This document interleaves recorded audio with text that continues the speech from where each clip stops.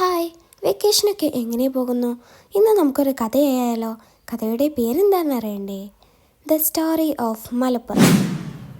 കേരളത്തിൻ്റെ വടക്കേ അറ്റത്ത് നിന്നും അഞ്ചാമതായി സ്ഥിതി ചെയ്യുന്ന ജില്ലയാണ് മലപ്പുറം. മലപ്പുറം നഗരമാണ് ജില്ലയുടെ ആസ്ഥാനം. ജനസാന്ദ്രത കൂടുതൽ ഉള്ള ജില്ലയാണ് മലപ്പുറം. കേരളത്തിൽ ഏറ്റവും കൂടുതൽ ഗ്രാമപഞ്ചായത്തുകളുള്ളതും ഈ ജില്ലയിലാണ്.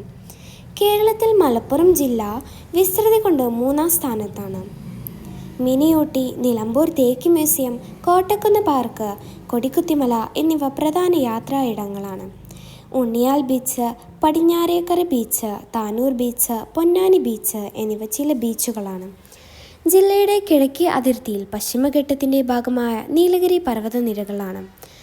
1969 ജൂൺ 16-നാണ് മലപ്പുറം ജില്ല രൂപീകരിച്ചത്. 7 താലൂക്കും 15 ബ്ലോക്ക് പഞ്ചായത്തും 94 ഗ്രാമപഞ്ചായത്തും അടങ്ങിയതാണ് മലപ്പുറം ജില്ല. കൂടാതെ 12 നഗരസഭകൾ കൂടിയുണ്ട്. തിരുനാവായ, തൃപ്പങ്ങോട്ട്, പൊന്നാനി മുതലായ പ്രദേശങ്ങൾക്ക് പുരാതന മധ്യകാല കേരള ചരിത്രത്തിൽ സവിശേഷമായ സ്ഥാനമുണ്ടായിരുന്നു.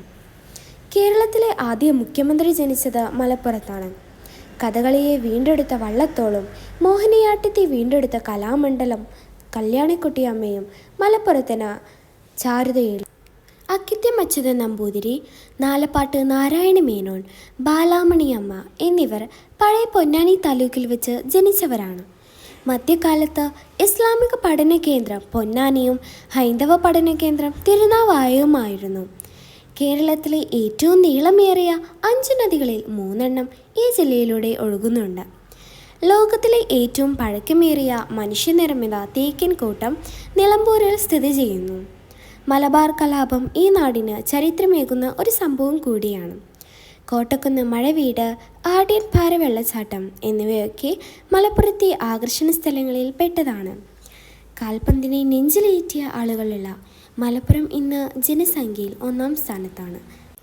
ഇത്രയും പറഞ്ഞ് ഞാൻ എൻ്റെ വാക്കുകൾ നിർത്തുന്നു. നന്ദി.